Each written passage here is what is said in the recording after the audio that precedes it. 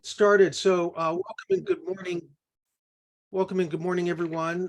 Thanks for joining us. I'd like to introduce today's grand rounds, which is on value-based healthcare, specialist engagement strategies. Our guests this morning are Will Harrill. Will Harrill's a friend of mine whom I met through the Triological Society. He's originally from Winston-Salem, North Carolina, and actually comes from an otolaryngology family. He went undergrad to UNC, where he majored in chemistry. His medical school education was at Medical College of Virginia, or what was called that then. And then he trained at Baylor, graduating in 1998. Since then, he's been in private practice in North Carolina, in a very large and successful practice. He's a member of the Triological Society, the American College of Surgeons, the American Academy of Otolaryngologic Allergy, the American Rhinologic Society, the Academy, of course, and also has contributed to the American Board of Otolaryngology Head and Neck Surgery. He is the past president and CEO of Carolina ENT Sinus and Allergy Center. He served 18 years in that position, and he's still in active practice today in Hickory, North Carolina. He also holds clinical appointments at both at UNC and also Wake Forest, which is part of Baptist Health. He's been a member of the Academy of Otolaryngology Physician Payment Policy Committee, the 3P Committee, and he's founded a co-founder and co-chair of the North Carolina Otolaryngology Health Policy Advisory Committee, and a co-founder of Bridgepoint MD, which is a specialist value-based payment clinically integrated network platform. With him today is Chip Woodard. Chip is in the Department of Otolaryngology at Duke. He's the chief of the Division of Facial Plastic and Reconstructive Surgery, chief of the Division of Comprehensive Otolaryngology, and he's the residency program director as well. And he co-founded the OHPAC organization with Will. And then finally, Jim Gera. He probably won't make it today, but he's the past CEO of Fusion 5, which is a Center for Medicare and Medicaid Innovation Bundle Payments, and co-founder also and CEO of Bridgepoint MD. So without further ado, let me turn it over to you, Will. Thank you, Andy. And I see that Jim's online. So we're putting together a three-member team here to present a very complicated topic. This is probably an entire weekend conference, but I think the three of us will be able to boil down this concept into some actionable steps. And what I want to point out right out of the gate, well, we have no disclosures here. And our objectives are fairly straightforward. We want you all to understand the basics of value-based healthcare and how it is driving healthcare payment reform today. We want to make sure that we help provide a basis to understand value-based integration goals and timelines, payer engagement and reimbursement strategies, and review strategic approach to otolaryngology so that you can help to understand how to build out the relevant value-based data strategies for engaging future alternative payment models. Now, this is a complicated presentation, so this is throw out the conclusion. What we're going to have here is an understanding that the payment pie is fixed. There's no more money coming into the system for specialists within payer budgets. You can spend it as you like within your clinical practice, but you are being judged on your costs and the quality footprint that you are developing that's being captured within the ICD-10 based episodes. You will be paid differently in the future. You are being valued differently, as I indicated. This will impact your salary potentially, and it may even impact the stability of your group practice. Payers in primary care will avoid sending you referrals in the future if you cost them shared savings compared to your peers. So this is a major change coming down the pipeline in healthcare. And the reason why is that healthcare continues to grow in the overall expense in terms of percentage of GDP. So here's basically 73 years or 63 years of healthcare spent as a percentage of GDP, and you'll see that, you know, there has been some flattening with the ACA and macro legislation, a spike during COVID, but we're still looking at $4.3 trillion annually spent in the United States for healthcare. when you look at the personal consumption of healthcare and the impact of affordability, this is really important to understand that the utilization of healthcare is affected by price. And when you overlay this graph from 1960 to 2001, you can see the impact of legislative effort. So some have not been very successful. Such example, the HMO Act had a spike in terms of percentage change of annual healthcare costs and a reduction in the change in healthcare consumption. We've got a lot going on here in our time frame, including this massive impact in COVID, which of course is a generational delay in chronic disease management. So we're going to have a struggle with impact of utilization and cost coming forward, especially with the peak of inflation, and all this factors in. And the reason why it factors in is that the Medicare Trust Fund is becoming insolvent. So prior to the impact of COVID, it was looking like it was going to become insolvent in the next year or two. But because of that drop in utilization, it's now gone and extended up to almost just shy of 2030. This is a real matter. It's being addressed and understood by Congress, and Medicare is looking for a way to discapitate this cost. And that's the key point, is that value-based healthcare is not just some experiment. It has actually been adopted and grabbed by Medicare as a solution. And the reason why that's a big deal is that Medicare has the largest payer enrollment duration liability risk, or what we call peddler. They pay out $2 billion a day in claims. So they're going to be the ones that solves this problem because they have to, and the rest of the payers will follow along. If you don't think value-based healthcare is coming, ask yourself, are you using EMR today in your clinic? The answer is yes. And the only reason why you're doing it is that legislation was passed in 2009 that mandated that you get it or you get a pay cut. Value-based healthcare is shaping up in the same mandate. You don't have to embrace it, but you'll be getting a pay cut. I'm going to turn this next slide over to Chip. So this is how so this is how the $4.2 trillion of those dollars. What's important to note here, if you reflect back on is that 20% of GDP, so 20 cents of every dollar spent in the United States is spent on healthcare, and that represents $12,530 for every individual in this country. Next slide. So this is the paradox of healthcare. In 2006, Porter and Teesberg out of Harvard wrote a book called Redefining Healthcare, Creating Value-Based Competition on Results. And the paradox is this. In the United States, we have the providers, the science, the drugs, the diagnostics, and devices needed to provide outstanding care. Where we have challenges is in delivery of that care, resulting in a sicker population with episodic care instead of continuum of care and expenses that are far greater than necessary. Next slide. So this leads to a zero-sum competition in healthcare, and that means that we cost shift instead of saving dollars. There's no fundamental cost reduction. We shift costs from the payer to the patient, from the health plan to the hospital to the physician, so on and so forth. So we're not creating any net value. Gains for one participant come at the expenses of the other. Consolidation in the name of efficiency really is intended to increase bargaining power and create better control for the payers. And right now, restricting choice and restricting care is how health plans make money. That is the utilization management that exists. It's not there to deliver quality. It's there to slow down the cost associated with care delivery. Next slide.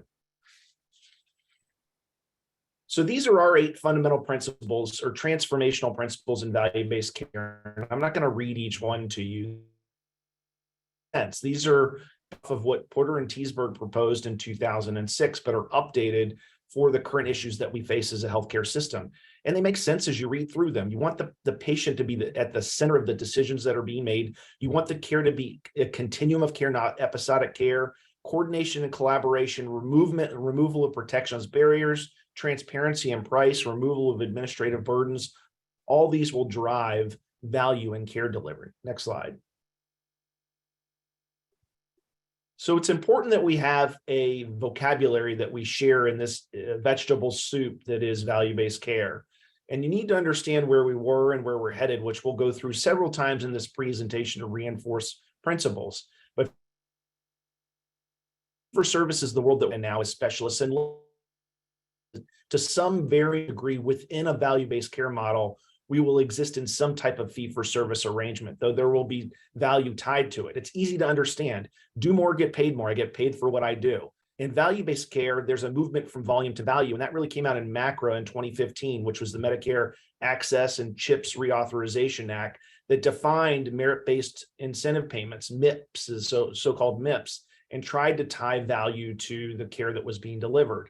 That led to some efforts for alternative payment models to be developed, such as pay for performance, which tied in MIPS. The challenge was for those providers that provided care to the sicker and the poorer population, their quality outcomes were going to be lower, and therefore they were penalized in this system. And Harvard and Pittsburgh did a really excellent study back in 2017, really highlighting the challenges associated with that pay for performance model as it was designed. Talking about epicare instead of episodic care. Episodic is where you come in and out, you charge your fee, and you get back out of the patient's care. Episode of care is looking at, for that disease process, what does it cost from beginning to end to deliver care? Next slide. So bundled payments is a term that comes primarily out of, well, I shouldn't say primarily, but was working really well in the orthopedic environment. So you can bundle together a set of payments for something like an elective knee replacement. If you save dollars in that sort of an environment, you get to keep that. If it costs more, then you need to write a check back to the payer. And that got expanded out to shared savings. When it was initially rolled out in Medicare Advantage plans, there was really only an upside and no risk on the downside associated with cost. As we truly deliver value in those types of environments, there will be bidirectional risk. And in that sort of a model, how are we set up to reimburse a payer for care that was provided perhaps months to a year or more in the past? And then really to the far right, if fee-for-service is on the left side, capitated payments are really on the far right. That's the population per member per month payment that is fixed in place and is delivered to provide care for a population. Next slide. So taking over, looking at what is happening and how do you sort of categorize this when you think about all these different types of payment systems? We have a traditional payment system in fee-for-service, right? And thinking about changes and everything, the $2 billion a day of claims that are being paid by Medicare, government is about 50% of payments. Our payment infrastructure in the US is built on category 1, right? We pay majority of healthcare costs through fee-for-service, right? And so the gradual step is then go to the next category, which is take those fee-for-service and now begin to link those to quality. Typically, especially on CMS, that quality is based on claims information, right? Because it's consistent and you can collect it. So when you think about as physicians, what does quality mean? One of the questions you should ask is, where are they getting the quality indication, the quality information or measures? You could do it through an EMR or you could do it through claims. And claims is just much, much easier. So a lot of quality is associated with the claim system, and that's why we have the metrics we have at this point. In addition, you then take another step over to category 3, which is alternative payment models built on the fee-for-service structure. ACOs are done that way. Look at last year's claims, come up with an average cost, and CMS takes a discount, and then whatever savings from last year to this year is the savings you walk home with. Bundle payments, a lot of the models are set up that way. And then move into that last category, which is population-based payment, which is essentially saying, here's a fixed capitated cost. You guys are in California, so you're very well aware of the degree of capitation because it's widespread in the California market.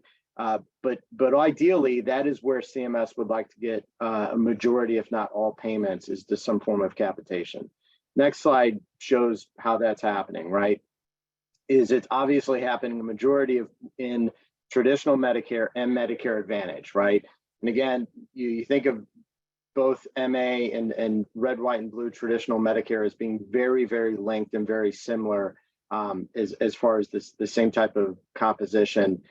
You see a lot more of category 4 Medicare Advantage because there's been a lot more PMPM per member per month, capitated payments offloaded to primary care groups. And as we've seen, there's been a massive growth in risk-bearing primary care organizations. But we're still seeing a small portion of this in the commercial side, on the employer side, on vast majority of the healthier population. Next slide shows how fast this is happening, right? Which is Medicare wants by 2030, their ideal scenario is all of the Medicare eligible beneficiaries are either in a Medicare Advantage plan or they're in an ACO model inside of traditional Medicare. It's kind of either or, right? So when you think about that, you think like as a specialist, where do you fit within that particular model? Like how do you work when it could still be fee for service? There may be quality or maybe other programs associated with it. Next slide. Back to you, I think, Chip.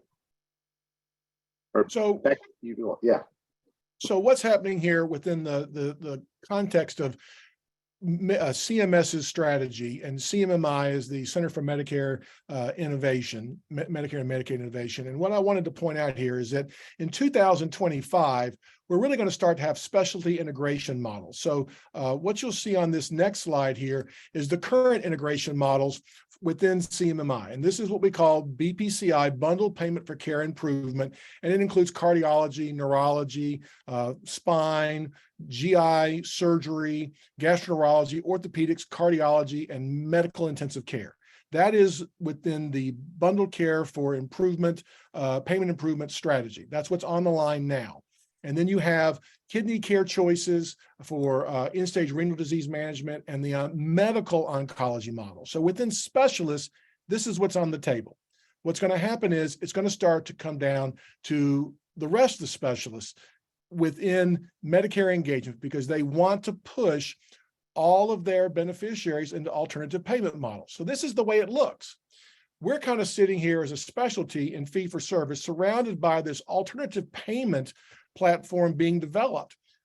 What's important to know is we're not coming out of fee for service. They obviously didn't come knocking on our door on day one. They went to orthopedics instead, and cardiology and hospitalists.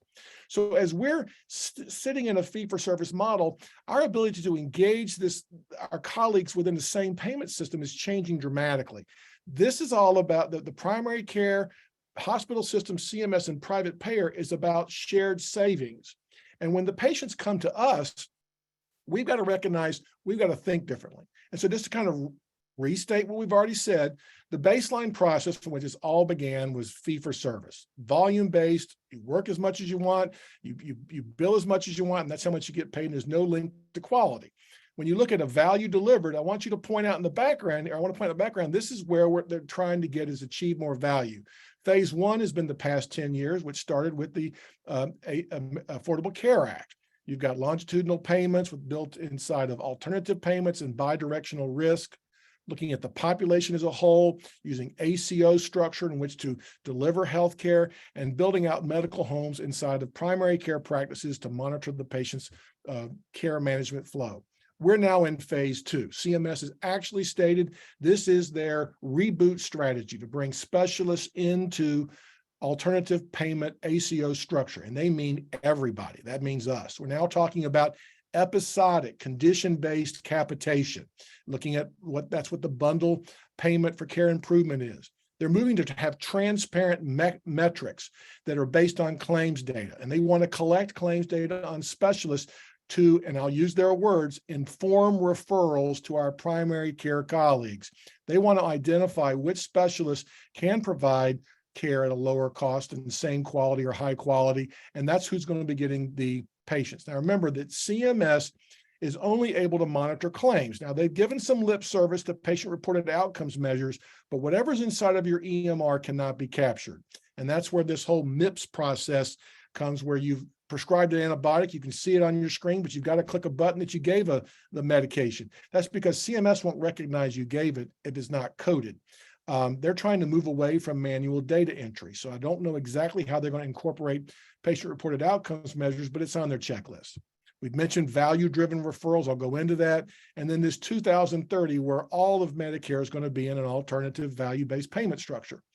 Everything's headed to phase three, which is a value-based ecosystem, where primary care specialists, payers, and employers all work together within a population health collaborative to drive the true highest value and cost efficiency within the healthcare system.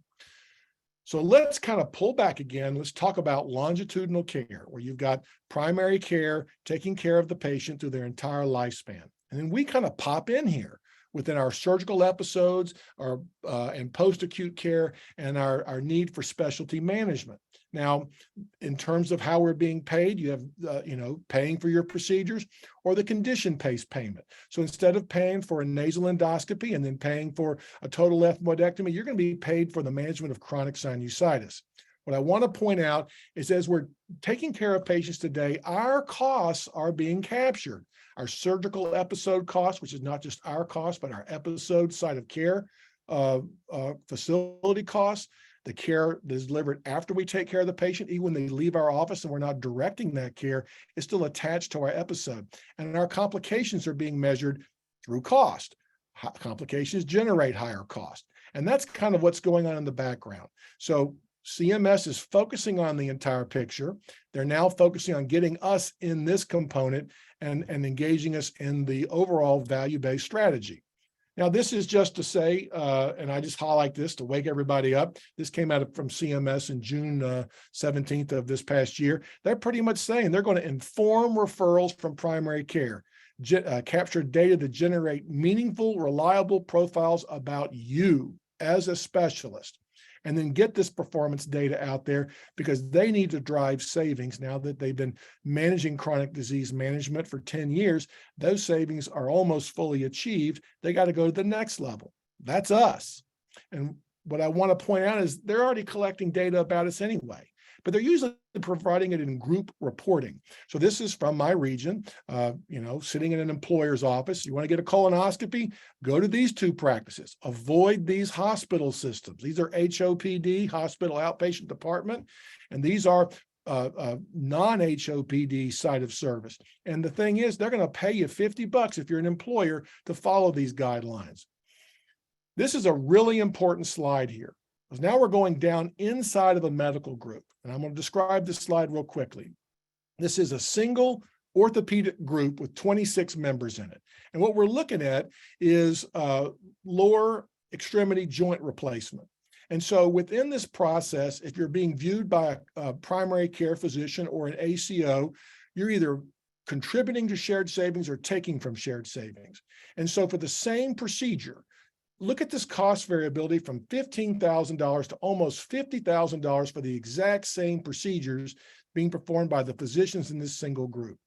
What I want to point out here is that in tomorrow's referral system, physicians 1 through 12 will clearly be the primary choice for getting these referrals.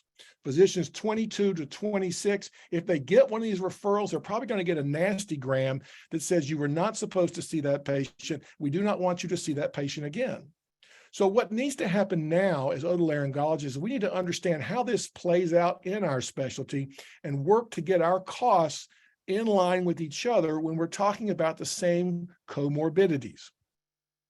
And so the whole picture, pulling back again, is about the system here has been built out for over a decade. The payer, primary care, medical home, ACO relationship, costs are being monitored and contained. All right, well, here comes the referral. Now you're in the Wild West. And so what are we doing to manage our costs? Do we even know what our cost structures are outside of our own individual charges? Because when the patient comes to us, we either generate savings or we generate losses. And this is what's going to be the preferred selection of who gets the referral in tomorrow's payment paradigm. I'm going to highlight some site of service here real quickly, and we're going to send you all copies of the slides. So don't worry about they're busy for a purpose. We want you to have time to think about them. But I want to show the site of service difference just for sinus surgery. So here's total ethmoidectomy that I've circled here.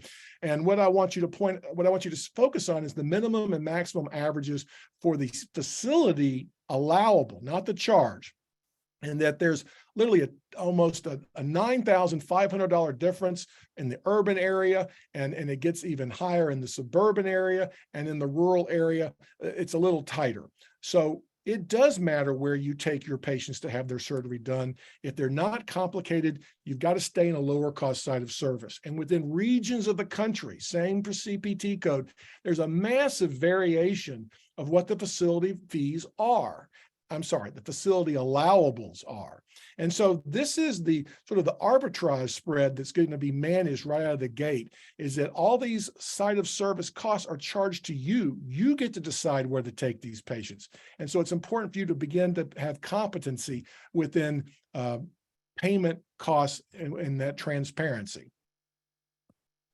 So we've all seen variations on the formulas that you see here on the screen defining value. It's pretty easy to understand.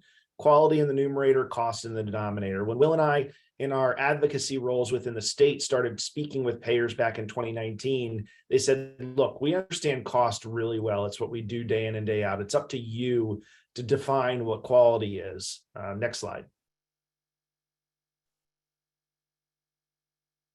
So we put together this proposal regarding value, and I think that we believe that it is a better way to be able to define and understand value, but in managing the patient's experience, the cost of that experience, and the clinical outcomes of that experience. So we're going to speak a little bit more about each of these. Next slide.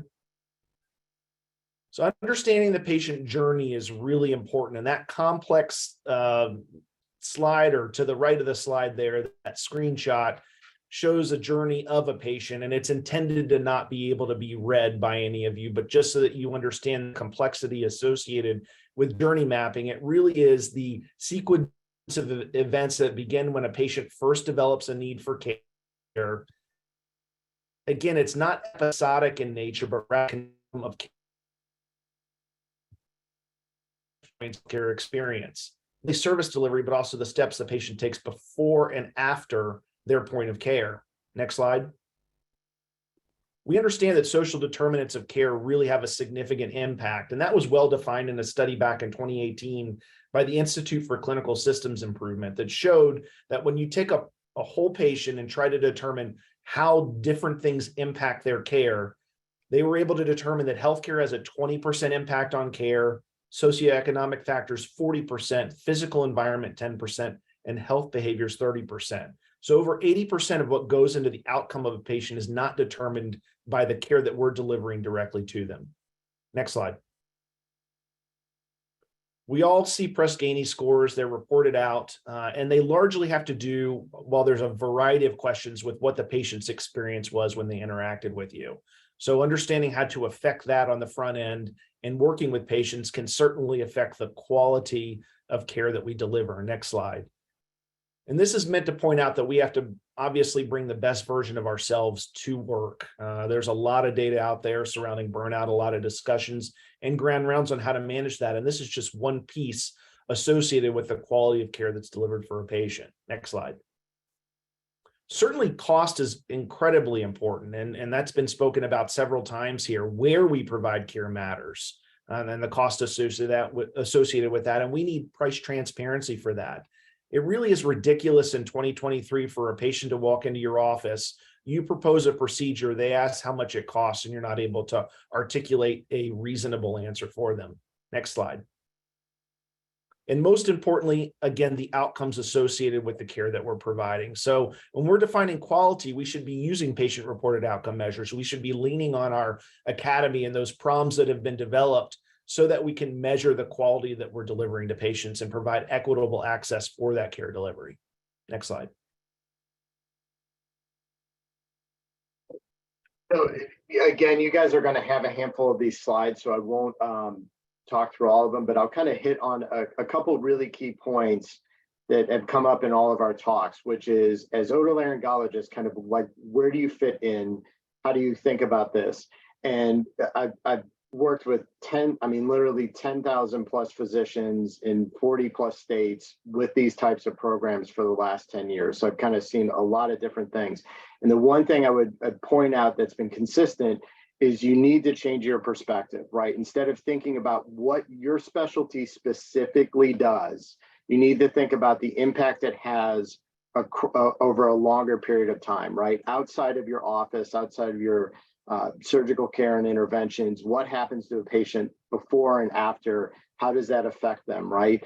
How does the care and treatment you have interact or engage with other physicians and specialties? It's one of the things that, whether it was cellulitis or sepsis with a hospitalist in charge of a value-based care, they needed to think about not just what was happening in the hospital, but what really occurred at the transition of care. And so those hospitalists had to build care management and clinical systems that worked outside the hospital and helped manage that patient over a longer period of time.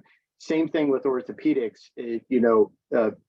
5-8 years ago, a patient getting qualified for surgery, it was, okay, is the patient qualified for surgery? Are they going to live or die? They're going to live. Okay, you can do surgery on them. That changed in orthopedics and some in cardiology and became, well, okay, are they cleared for surgery? Now, the second question is, are they optimized for surgery, right? Is their A1C in the appropriate range? Are they managing their health overall? Have we coordinated other concerns or conditions with the primary care doctor? So I would say broaden your perspective and think of things in a much broader way and how you can deliver and affect care that you're peripheral to or close to and maybe not directly engaged on. Next slide.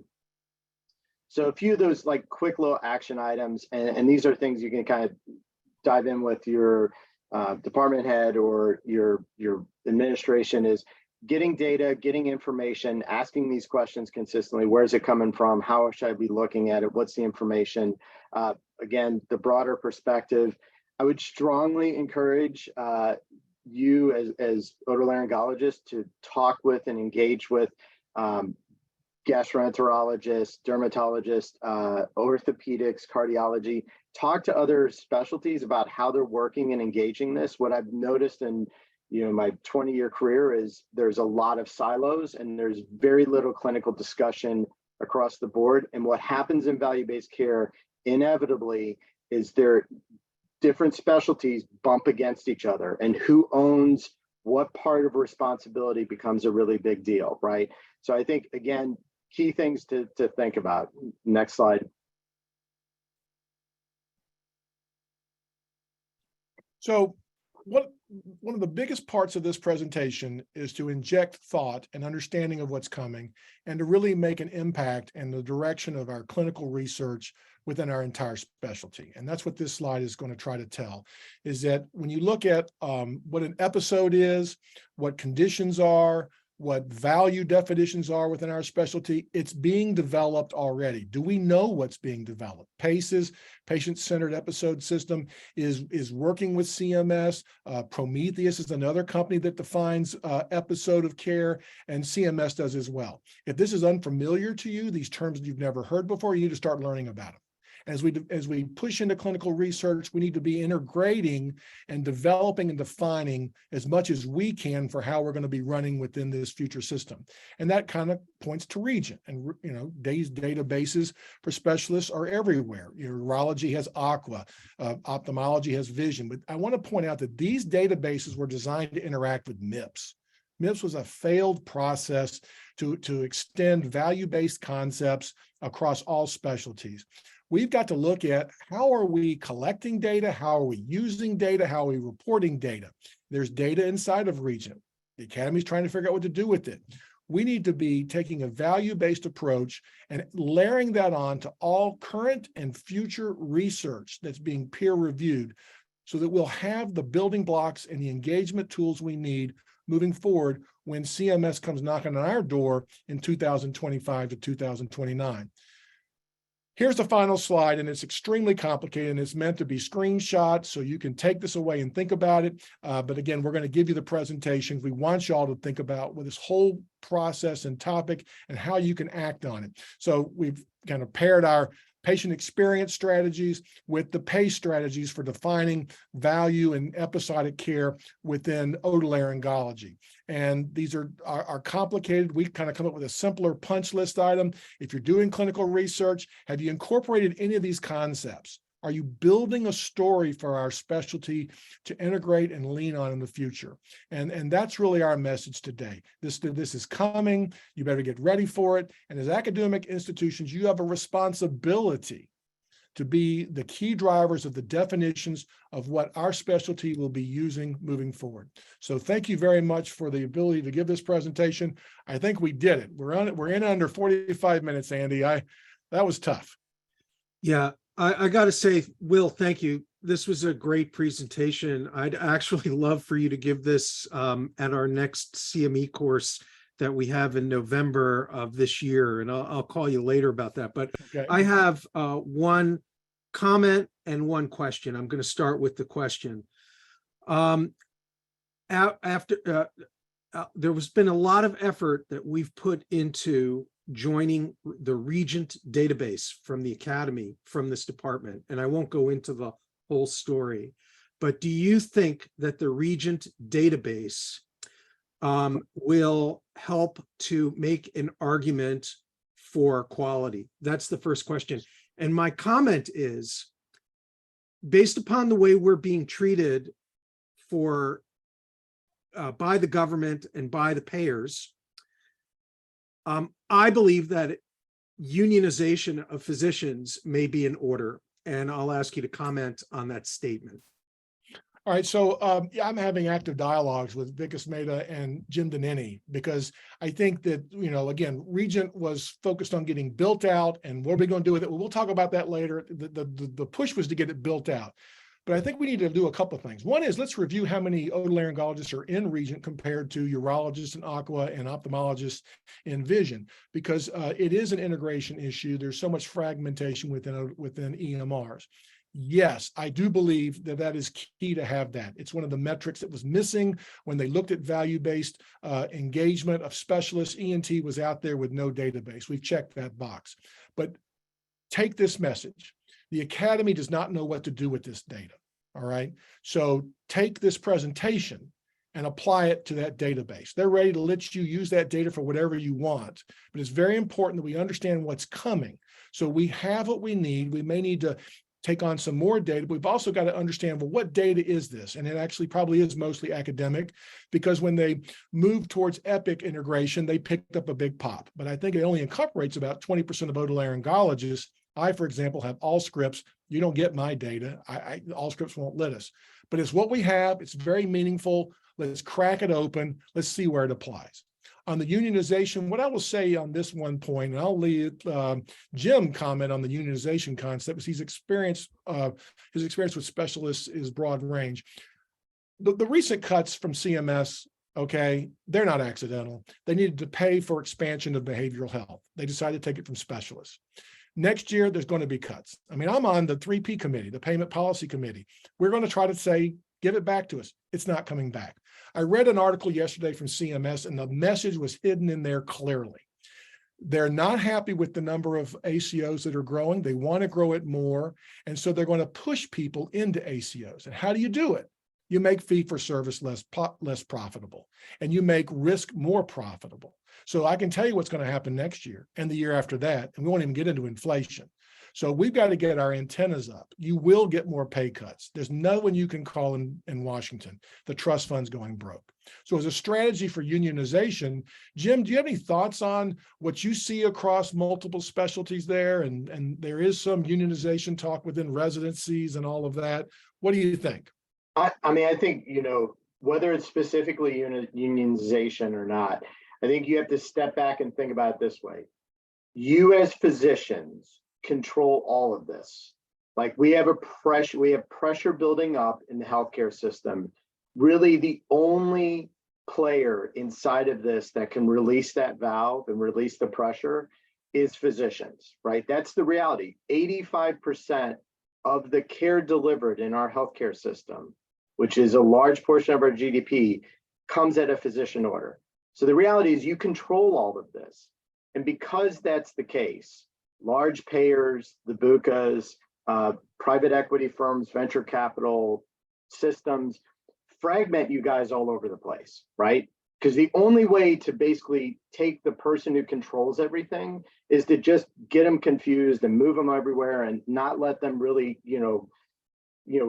pull the troops together, right? And so I think, the Regent question, the first question I would ask is, did you guys meet with the orthopedic, so AOS? Did you meet with urology? Have you met with a bunch of specialists and say, hey, how are you guys using your data? How do we collaboratively work together and do this? Like, how do we think about this, right? So I think getting outside of your own universe or your own sphere of influence and expanding with other specialists and other physicians and figuring out how to collaborate and create a collaborative, I think is where you see a lot of improvement and effect. Orthopedics, I think, has done this a little bit more effectively, mainly because they've been forced to do this, right? And the other thing that I would point out, because there was a question around the group practice about, is that existent or non-existent? It's another way of division amongst physicians, right? How would I divide them? I would employ some and make them this team, and I would keep others independent and I'd make them on this other team and let them all fight each other, right? And you think about, whether you're at an academic medical center, whether you're part of a large IDN, or whether you're in small independent practice, it's about figuring out how to put physicians in control of the direction of healthcare and not worried about what your team colors are at that time, right?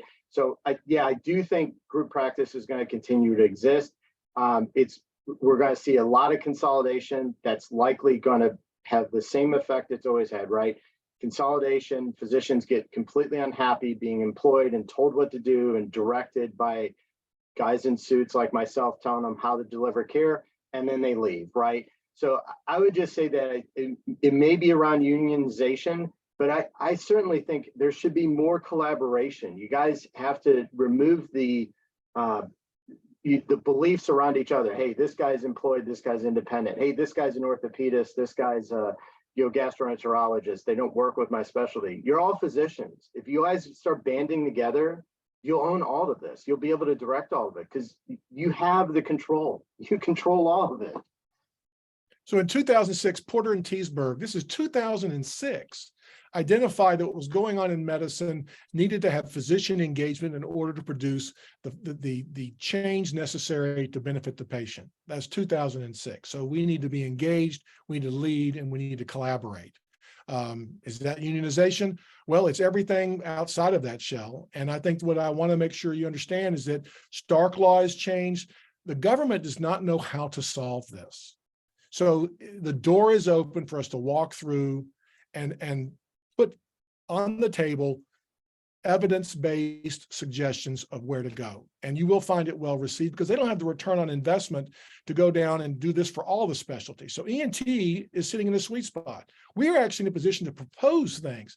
They'll probably get accepted as long as we design them to be evidence-based. Whereas cardiology and orthopedics, they're on the front line. There's all kinds of mistakes being made. They're kind of learning as they go. They don't have the luxury of what we do. And we do need to talk to our colleagues who are on the front line, as Jim indicated. Let's get some other questions in here. What questions do you have? From the chat, Clark had a question. How does ENT generate savings? Do we just not operate? Chip, do you want to take a nibble at that one? It's an excellent question, and the short answer is that might be part of the answer. In a capitated model, you receive a bundle of payments or dollars to provide care for that population. And some of the grayer areas in which we provide surgical care as the next step, it may be to reflect and think, well, could we provide that differently? The other low-hanging fruit in which way in a way in which we create savings is, in particular in an academic medical center, which is large and complex, is to make sure that the site of service and where you're delivering that care is the correct site. So the majority of what we do, both in an academic medical center and in private practice, can be done in an ambulatory surgery center, a true ASC, and not an HOPD, so a hospital-based OR. So I would say right now, if you are operating on ASA1 and ASA2 patients that are outpatient surgeries, and you're doing that in an HOPD environment, you're driving up the cost significantly. Certainly unintentionally, that just may be where your block time is, but that's the way we have to think about how we're delivering care and creating savings. Yeah, I suppose you could also show value that by operating like has been done in sinus surgery, there's actually a decrease in the overall cost for the patient down the road in some forms of sinus surgery. And so I think the way you look at this is you need to identify where there's wide range of cost variability. Take head and neck, for example, wide range in cost variability for readmissions following major head and neck cancer surgery. We need to identify that cost variance. We need to study it.